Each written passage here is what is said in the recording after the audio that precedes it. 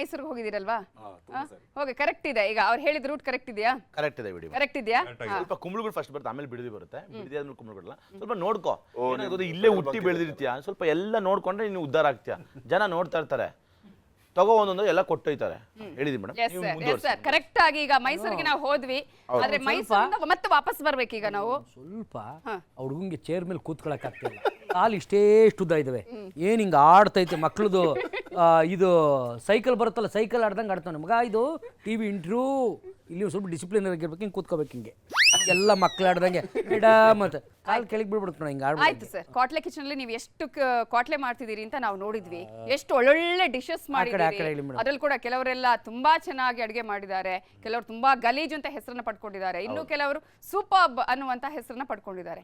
ನಿಮ್ಮಲ್ಲಿ ಗಲೀಜು ಯಾರು? ನಮ್ಮಲ್ಲಿ ಗಲೀಜು ಸೂರಜ್, ಅತಿ ಗಲೀಜು ಮಾತಲ್ಲಿ ಇವನು. ಮೇಡಮ್ ಕೇಳಿ, ಪರ್ಫೆಕ್ಟ್ ಪ್ಯೂರ್ ಆಗಿ ಫ್ರೆಶ್ ಆಗಿ ಯಾರಾದ್ರೂ ಒಬ್ರು ಕ್ವಾಟ್ಲೆ ಸಪೋರ್ಟ್ ಮಾಡ್ತಾ ಇದ್ರು ಅಂದ್ರೆ ಅದು ತುಕಾಲಿ ಒಬ್ನೇ ಮೇಡಮ್. ಹೇಳಿ ಮೇಡಮ್, ಹೊಡೆದು ಬಿಡಿ ನನಗೆ. ಇದು ಇಲ್ಲಿ ನಾನ್ ಕೂತ್ಕೋಬೇಕಿತ್ತ, ನೀವು ನಿಂತ್ಕೋಬೇಕಿತ್ತ? ಒಂದ್ ನಿಮಿಷ ಮೇಡಮ್, ಇವನ್ಗೆ ಮನಸಾಕ್ಷಿ ಅನ್ನೋದು ಇದ್ರೆ ಅವನಿಗಿಲ್ಲ, ಆಯ್ತಾ? ಇಷ್ಟು ಇವ್ನು ಬೆಳೆಯಕ್ ಕಾರಣ ನಾನು. ಕ್ವಾಟ್ಲೆ ಕಿಚನ್ ಅಲ್ಲಿ ತುಕಾಲಿ ಅನ್ನೋ ಒಬ್ಬ ಸಪೋರ್ಟರ್ಸ್ ಇಲ್ಲ ಅಂದಿದ್ರೆ ಈತ ಈ ಚೇರ್ ಮೇಲೆ ಇರ್ತಿರ್ಲಿಲ್ಲ, ಗೇಟ್ ಇಂದ ವಾಪಸ್ ಕಳಿಸ್ತಾ ಇದ್ರು ರಘುನ. ಇವತ್ತಿಲ್ಲಿ ಕರ್ಕೊಂಡ್ ಕೂರ್ಸೋರಿಂದ ಕಾರಣ ನಾನು. ಸುಳ್ಳು ಹೇಳ್ತಿದ್ದಾನೆ, ಲಾಯಲ್ ಆಗಿ ಮಾತಾಡಿ. ಕ್ವಾಟ್ಲೆ ಕಿಚನ್ ಅಲ್ಲಿ ಮೋಸ್ಟ್ ಗಲೀಜ್ ಅಂದ್ರೆ ಸೂರಜ್, ಸೆಕೆಂಡ್ ತುಕಾಲಿ, ನಾನು ಹೇಳೋ ತನಕ ಬಿಡಬೇಕು, ಮೂರನೇದು ಪ್ರಶಾಂತ್. ಇವ್ 3 ಜನ ಬಿಟ್ರೆ ಯಾರು ಬೀಟ್ ಮಾಡಕ್ಕೆ ಆಗಲ್ಲ. ಇವರಿಗೆ ಅದರಲ್ಲಿ ವಿನ್ನರ್ ಸೂರಜ್, ಸೆಕೆಂಡ್ ಇವನು. ಅಂದ್ರೆ ಗಲೀಜ್ ಅಂದ್ರೆ ನಮ್ಗೆ ಒಂಥರ ಏಸ್ಕೆ ಬಂದ್ಬಿಡುತ್ತೆ, ಇವ್ರ ಜೊತೆ ನಿಂತ್ಕೊಳಕ್ಕೆ ಆಗಲ್ಲ. ಆಮೇಲೆ ಅಡುಗೆ ಮಾಡೋರು ಮರ್ತೋಗ್ಬಿಡ್ತಾರೆ ಏನ್ ಅಡುಗೆ ಮಾಡೋದು ಅಂತ, ಅಷ್ಟು ತಲೆ ಕೆಡಿಸ್ತಾರೆ, ಅಷ್ಟು ನಿಮ್ಮ ಪೇಷನ್ಸ್ ನ ಚೆಕ್ ಮಾಡ್ತಾರೆ. ನಮ್ಗೆ ಈ ಶೋಗ್ ಬಂದ್ಬಿಟ್ಟು ಅದು ಇವನ್ ಜೊತೆ ಇದ್ದು ನಮ್ ಪೇಷನ್ಸ್ ಜಾಸ್ತಿ ಆಗ್ಬಿಟ್ಟಿದೆ. 4 ಸತಿ ಸಿಕ್ಕಿದ್ದ ಇವನು. ಅಬ್ಬಾ, ಇವ್ರು ಮಾಡಿರೋ ಅಡುಗೆಗಳನ್ನ ನಾವು ತಿಂತಿದ್ವಿ. ಎಷ್ಟೋ ಜನಕ್ಕೆ ಆಕ್ಚುಲಿ ಆಡಿಯನ್ಸ್ ಡೌಟ್ ಇದೆ, ಏನ್ ತೋರ್ಸೋದಿಲ್ವ ನೀವು ಅಡುಗೆನ ಅಂತ. ಯಾಕಂದ್ರೆ ಅಲ್ಲಿ ನಾವು ಅವ್ರು ರಿಯಲ್ ಮಾಡ್ತಿರೋ ಅಡುಗೆನ ನಾವು ಆಕ್ಚುಲಿ ಟೇಸ್ಟ್ ಮಾಡ್ತಿದ್ವಿ. ಒಂದಕ್ಕಿಂತ ಒಂದು ಸಖತ್ತಾಗಿರೋದು ಅಡುಗೆ, ಅಷ್ಟು ಚೆನ್ನಾಗಿ ಮಾಡ್ತಿದ್ರು. ನಮ್ದು ಏನಿದ್ರು ಬರೀ ಕ್ವಾಟ್ಲೆ, ಅವ್ರು ಏನ್ ಹಾಕ್ತಾರೋ ಏನಾಗ್ತಾರೋ ಬಿಡ್ತಾರೋ ನಮ್ಗೆ ಗೊತ್ತಿಲ್ಲ. ಅವ್ರಿಗೆ ಅವ್ರ ಅಡುಗೆ ಹಾಳು ಮಾಡೋದಕ್ಕಿಂತ ಹೆಚ್ಚಾಗಿ ಅವ್ರ ಅಡುಗೆ ಮಾಡ್ಲೇಬಾರ್ದು ಅನ್ನೋ ಉದ್ದೇಶದಲ್ಲಿ ನಾವು ಮಾಡ್ತಿರ್ತೀವಿ. ಆ ಕ್ವಾಟ್ಲೆ ಕೊಡೋದಕ್ಕೆ ಇವರೆಲ್ಲ ಇರಿಟೇಟ್ ಆಗ್ತಿದ್ರು, ಎಸ್ಪೆಷಲಿ ಯಪ್ಪ ನಾಯಿ ಹೊಡೆದಂಗೆ ಹೊಡೋರು. ಆಮೇಲೆ ಅಲ್ಲಿ ಜೋಕಲ್ಲ, ಅಲ್ಲಿ ಜೋಕಲ್ಲ, ಇಲ್ಲಿ ಹಿಂಗ್ ತಟ್ತಾರ, ಇಲ್ಲ ಫೈಟ್ ಅಂತ ಹೊಡೆದ್ಬಿಡ್ತಾರೆ.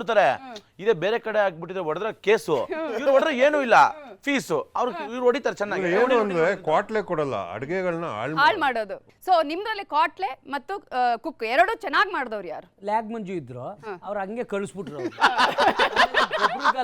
ಗೊಬ್ಬರ ಒಂದ್ 4 ವಾರ ರಜಾ ಕೊಡ್ಸಿದ್ರು. ಅವ್ರು ಮಾಡಿರೋ ಅಡಿಗೆಲ್ಲ 3 ಮಿಲಿಯನ್ 4 ಮಿಲಿಯನ್ ಹೋಗುತ್ತೆ.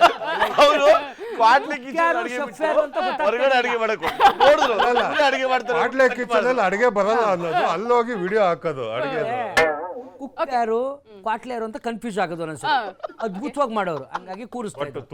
ಕೊನೆವರೆಗೂ ಕಲಿಯಕ್ಕೆ ಹೋಗ್ಲಿಲ್ಲ. ನನ್ಗೆ ಇನ್ನೊಂದು ಪ್ರಶ್ನೆ ಇದೆ. ನಾವೀಗ ಮೈಸೂರು ಅಂತ ಹೇಳಿದಾಗ ಸಾಕಷ್ಟು ಪದಗಳು ನೆನಪಾಗುತ್ತೆ ನಮಗೆ, ಜೊತೆಗೆ ಸಾಕಷ್ಟು ಡಿಶ್ ನೆನಪಾಗುತ್ತೆ. ಮೈಸೂರಿನಲ್ಲಿ ಸಿಗುವಂತಹ ಒಳ್ಳೊಳ್ಳೆಯ ಡಿಶಸ್ ಅಥವಾ ಯಾವ್ದು ಒಳ್ಳೆ ಅಲ್ಲಿ ಆಹಾರ ಸಿಗುತ್ತೆ ಅದು ಫೇಮಸ್ ಆಗಿರೋದು? ಫೇಮಸ್ ಅಂದ್ರೆ ಮೈಸೂರು ಚಿಲ್ಲಿ ಚಿಕನ್ ಮೇಡಮ್. ನನಗೆ RR ಬಿರಿಯಾನಿ ಏನಂದ್ರೆ ಮೈಸೂರು ಅಂದ ತಕ್ಷಣ ನಮ್ಗೆ ನೆನಪಾಗೋದು ಮೈಸೂರು ಪಾಕ್. ಮೈಸೂರು ಪಾಕ್ ಒಂದು ನೀವು ಹೇಳ್ತಾನೆ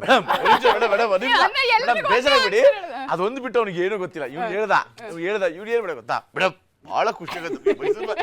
ಇದನ್ನ ರಿಪೀಟ್ ಕಾಮಿಡಿ ಮಾಡ್ತಾರೆ ಮೇಡಮ್, ಇದನ್ನೇ ಮಾಡೋದು. ನಾನು ಕಾಮಿಡಿ ಅಷ್ಟೇ, ಅವ್ನು ಬೇರೆ ಏನ್ ಮಾಡೋದು. ಫೇಮಸ್ ಇದೆ ಅಲ್ಲಿ, ಡ್ರೈ ಗೋಬಿ ಫೇಮಸ್ ಮೈಸೂರಲ್ಲಿ ಸಿಕ್ಕಾಪಟ್ಟೆ. ಅಂದ್ರೆ ಅಡುಗೆ ಚೆನ್ನಾಗಿ ಮಾಡ್ತಾರೆ. ಮೈಸೂರು ಪಾಕಿನ ಸ್ವಲ್ಪ ಮುಂದೆ ಬಂದ್ರು ಅವರು. ಎಲ್ಲ ಕಡೆನೂ ಅಡುಗೆ ಚೆನ್ನಾಗಿ ಮಾಡ್ತಾರೆ, ಏನು ಓವರ್ ಆಕ್ಟಿಂಗ್ ಮಾಡ್ತಾರೆ ನೋಡಿ ಮೇಡಮ್.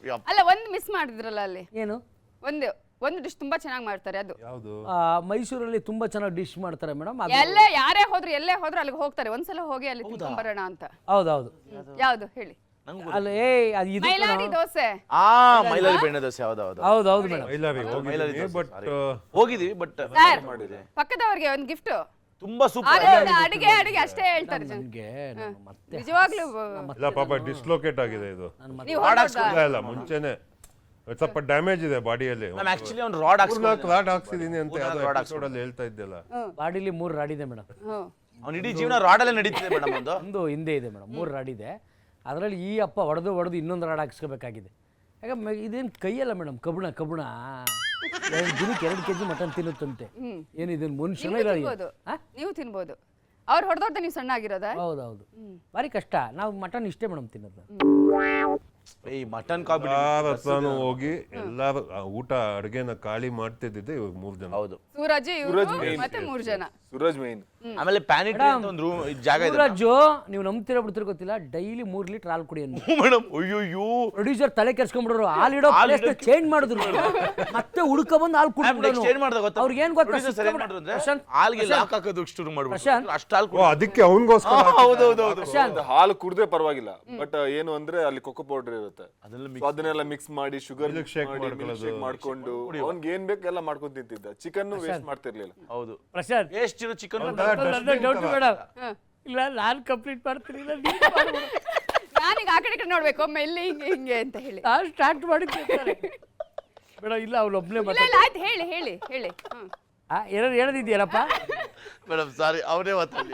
ಉಸಿರಾಡಕ್ ಬಿಡು ಅವ್ನ. ಅವ್ರಿಗೆ ಏನ್ ಗೊತ್ತಾ, ಅವ್ರಿಗೆ ಎಲ್ಲೆಲ್ಲಿ ಮಾತಾಡ್ತಾರೋ ಫಸ್ಟ್ ಮಾತಾಡೋದಾರೆ, ಅವ್ರಿಗೆ ಅದು ತಡ್ಕೊಳಕ್ಕಾಗಲ್ಲ. ಇವನ ಹತ್ರ ಯಾವ ಡೈಲಾಗ್ಸ್ ಇರಲ್ಲ, ಏನೂ ಇರಲ್ಲ. ಮೇಡಮ್. ನಾವು ಅವ್ರು ಡೈಲಾಗ್ ಹೇಳಿರ್ತಾರೆ, ಅದ್ರ ಕಂಟಿನ್ಯೂಷನ್ ಇವ್ನು ಮಾಡೋದು ಅಷ್ಟೇ. ಕಂಟಿನ್ಯೂ ಕಾಮಿಡಿ ಮಾಡ್ತೀವಿ ಅಷ್ಟೇ ನಾವು, ಬೇರೆ ಏನು ಕಾಮಿಡಿ ಮಾಡಲ್ಲ. ಕಾಪಿ ಕಾಮಿಡಿ, ಕಂಟಿನ್ಯೂ ಕಾಮಿಡಿ ಮಾಡಿ. ಈಗ ಅಲ್ಲೇ ಸಾಕಷ್ಟು ಜಗಳನೂ ಆಡಿದ್ದೀರಾ ನೀವೆಲ್ಲರೂ, ಅಷ್ಟು ಖುಷಿನೇ ಪಟ್ಟಿದ್ದೀರಾ ಎಲ್ಲರೂ. ಈಗಾಗಲೇ ಎಲ್ಲ ಪರ್ಫಾರ್ಮರ್ಗಳು ಹೇಳ್ತಾ ಇದ್ದಿದೆ ಏನು, ನಾವು ತುಂಬಾ ಖುಷಿ ಪಟ್ಟಿದ್ದೀವಿ ಇಲ್ಲಿ ಅಂತ ಹೇಳಿ. ಯಾಕಂದ್ರೆ ಮನೇಲಿ ಇರ್ತೀವಿ ಇಲ್ವೋ, ಇಲ್ಲಿ ಇಡೀ ದಿನ ನಾವೆಲ್ಲರೂ ಒಟ್ಟಿಗಿದ್ವಿ ಅಂತ ಹೇಳಿ. ಒಂದ್ ವೇಳೆ ಅಷ್ಟೆಲ್ಲ ನೀವು ಮಾಡಿ ಕಷ್ಟಪಟ್ಟು ಅವಾಗ ಏನು ಬೆಸ್ಟ್ ಪರ್ಫಾರ್ಮರ್ ಅಂತ ಸಿಗ್ಲಿಲ್ಲ ಅಂತ ಹೇಳಿದಾಗ ಅಲ್ಲಿ ಯಾವ ರೀತಿ ಆಗಿತ್ತು ಸಿಚುವೇಶನ್, ಅಥವಾ ಏನಾದ್ರು ಕೋಪ ಜಗಳ ಮಾಡ್ಕೊಳ್ತಾ ಇದ್ದಿದ್ದೆಲ್ಲ ಇತ್ತಾ? ಆತರ ಏನಿಲ್ಲ, ಬಟ್ ನಮ್ಮ ಎಲ್ಲ ಕಾನ್ಸಂಟ್ರೇಷನ್ ರಘು ಮೇಲೆ ಇರ್ತಿತ್ತು. ಓಕೆ. ಅವರು ಆಕ್ಚುಲಿ ಸಿಕ್ಕಾಪಟ್ಟೆ ಕಾಂಪಿಟೇಟಿವ್, ಅಂದ್ರೆ ಗೆಲ್ಬೇಕು ಅಂತಾನೆ ಆಡೋದು. So that is very good actually. So ಎಲ್ಲ ರಿಸಲ್ಟ್ ಬಂದಾಗ ಫಸ್ಟ್ ನಾವು ನೋಡೋದು ರಘು ಮುಖ, ರಘು ರಿಯಾಕ್ಷನ್ ಹೇಗಿರುತ್ತೆ ಅಂತ. ಅವ್ನು ವಿನ್ ಆದ್ರೆ ಫುಲ್ ಖುಷಿಯಾಗಿರ್ತಾನೆ, ಇಲ್ಲಾಂದ್ರೆ ಅದಲ್ಲ ಮೂತಿಗೆ ಮಾಡ್ಕೊಂಡ್ಬಿಡ್ತಾರೆ. ಮೇಡಮ್ ಏನೋ ಒಳ್ಳೆ ಯಾರೋ ಸತ್ತಾಗ್ಬಿಟ್ಟಾರ ಮುಂದೆಗಡೆ, ಮುತ್ತಿಗೆ ಮಾಡ್ಕೊಂಡು ಅಕಸ್ಮಾತ್ ಏನಾದ್ರು ಒಂದು ಚೂರು ಆ ಕಡೆ ಈ ಕಡೆ ಆಗಿ ಒಂದು ಚೂರಲ್ಲಿ ಹೋದ್ರು ಮುತ್ತಿಗೆ ಹಿಡ್ಕೊಂಡು ಫುಲ್ ಡೇ.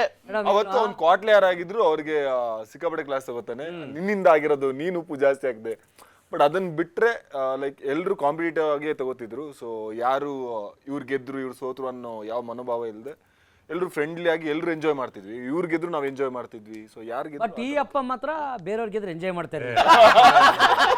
ಕೇಳಿ, ಈ ಅಪ್ಪ ಸೋತ್ಬಿಟ್ರೆ ಬೇರೆಯವ್ರನ್ನ ತಿರುಗು ನೋಡ್ತಾ ಇರ್ಲಿಲ್ಲ. ಮನೆಗೆ ತುಕಾಲಿ ಹೆಂಗಿರ್ತೀವಿ ಪೋಸ್ಟ್ ಅಡಿಗೆ ಹಾಳಾಗ ಕಾರಣ ಈ ತುಕಾಲಿಯಿಂದಾನೆ. ಸೊ ಇವನೇನ್ ಮಾಡ್ತಾನೆ ಗೊತ್ತಾ, ಒಂದು ಅಡ್ವಾಂಟೇಜ್ ಟಾಸ್ ಗೆದ್ದಿಲ್ಲ, ಇವನು ಗೆಲ್ಲಲ್ಲ, ಗೆಲ್ಸರ್ಗೂ ಬಿಡಲ್ಲ. ಪಾಪ ಅವ್ರು ಕಷ್ಟಪಟ್ಟು ಮಾಡಿರ್ತಾರೆ. ಬಟ್ ಅವನ್ನ ಮ್ಯಾನೇಜ್ ಮಾಡೋದು ಕಷ್ಟ. ಪ್ರತಿ ಅಡ್ವಾಂಟೇಜ್ ಟಾಸ್ಕಲ್ಲೂ 10 ನಿಮಿಷಕ್ಕೆ ಕ್ವಾಟ್ಲೆ ಕೊಡ್ತಾರೆ, 10 ನಿಮಿಷಕ್ಕೆ ಕುಕ್ಕಿ ಕೊಡ್ತಾರೆ. 10 ನಿಮಿಷಕ್ಕೆ ಕುಕ್ಕಿ ಯಪ್ಪ ಕರೆಕ್ಟಾಗಿ ಮಾಡಿರ್ತಾರೆ, ಇವ್ನು ಮಾಡೋದೇ ಇಲ್ಲ. ಎಲ್ಲ ಕಡೆ ಆಯ್ತುನೋ ಎಲ್ಲ ಮಾಡೋದು. ಆಮೇಲೆ ಕ್ಯಾಮ್ರಾ ಕಟ್ ಆಗಿರುತ್ತೆ, ಆದ್ರೂ ಆಕ್ಟ್ ಮಾಡ್ತಾರೆ, ಆಯ್ತುನೋ ಎಲ್ಲರೂ ದೊಡ್ಡಗೆ ಇತ್ತು. ಅವ್ನು ಅಷ್ಟು ಇನ್ವಾಲ್ವ್ ಆಗಿ ಈ ತರ ಫೋರ್ಸ್ಫುಲಿ ಕಾಮಿಡಿ ನೀವು ಕೇಳ್ತಾ ಇದ್ರೆ ಅವ್ನು ಹೇಳ್ತಾವ್ನು ಆಯ್ತಾನ ನೋಡಿ, ಫೋರ್ಸ್ಫುಲಿ ಕಾಮಿಡಿ ಮಾಡ್ಕೊಂಡೇ ಬಂದ್ಬಿಟ್ಟ. ಹಿಂಗ್ ಮಾಡ್ತಾರೆ. ಆಮೇಲೆ ಈ ತರ ಹೇಳಿ ಅವನೇನಾಯ್ತು, ಅವನಿಗೆ ನಾನು ಕಾಮಿಡಿಯನ್ ಅಂತ ಫಿಕ್ಸ್ ಆಗ್ಬಿಡ್ತಾನೆ. ಅದಕ್ಕೆ ಅವಾಗ ಪ್ರೊಡ್ಯೂಸರ್ ಬಂದು ಒಂದು ಕಾಮಿಡಿ ಮಾಡು ಅಂತ ಅಂದ್ರೆ, ಒಂದು ಕಾಮಿಡಿ ಅಂತ ಸ್ಟ್ಯಾಂಡ್ ಅಪ್ ಕಾಮಿಡಿ ಮಾಡೋ ಅಂದ್ರೆ ಹಿಂಗೆ ನಗದ್ಬಿಟ್ಟು ಸ್ಟ್ಯಾಂಡ್ ಅಪ್ ಕಾಮಿಡಿ ಅಂತ. ಇಂಥ ಕಾಮಿಡಿಯನ್ ಜೊತೆ ನಾವು ಬದುಕ್ತಾ ಇದ್ದೀವಿ, ಏನು ಮಾಡೋಕ್ಕಾಗಲ್ಲ ಮೇಡಮ್. ನೋಡಿ ಮೇಡಮ್ ಅವ್ನು ಹೆಂಗೆ ನೋಡಿ ನೆಕ್ಸ್ಟ್ ಹಂಗ ಆಗುತ್ತೆ, ಎಲ್ಲ ಹಾಳು ಮಾಡ್ಬಿಟ್ಟು ನೋಡಿ. ಅವನು ಏನೋ ತಗೋತಾ ಇದ್ದಾನೆ, ಆಗ್ತಾ ಇಲ್ಲ ಅವನಿಗೆ. ಇರೋ 2 ನಿಮಿಷ ಬ್ರೇಕ್ ಕೊಡಿ ಮೇಡಮ್, ಯೋಚನೆ ಮಾಡೋದು. ಏನೋ ಎಲ್ಲ ಹಾಳು ಮಾಡ್ಬಿಡ್ತಾನೆ. ಕೊನೆಗೆ ಇವ್ನು ಹಾಳು ಮಾಡಿದ ತಕ್ಷಣ ಏನ್ ಮಾಡ್ತಾನೆ, ಅವ್ರು ಕೆಟ್ಟ ಕೋಪ ಬರ್ತಾ ಇರುತ್ತೆ. 90% ಇವ್ರು ಏನಾದ್ರು ಹಾಳಾಗ ಕಾರಣನೇ ಇವನು. ನನ್ನ ಜೊತೆ ಇದ್ದವರೆಲ್ಲ ಉದ್ದಾರ ಆಗಿದ್ದಾರೆ ಮೇಡಮ್. ಇವತ್ತು ಎಲ್ಲರೂ ಮನೆಗಳು ಕಟ್ಸ್ಕೊಂಡಿದ್ದಾರೆ, ಸೈಟ್ಗಳು ತಗೊಂಡಿದ್ದಾರೆ. ಅವನ ಜೊತೆ ಇದ್ದವರೆಲ್ಲ ಅಲ್ಲ ಇವ್ರು ತುಂಬಾ ಅಳ್ತಾ ಇದ್ರು, ತುಂಬಾ ಎಮೋಷನ್ ಆಗಿದ್ರು ಅಂತ ಒಬ್ರು ಎಲಿಮಿನೇಟ್ ಆದಾಗ ಯಾಕೆ ಮ್ಯಾಮ್ ಅದೆಲ್ಲ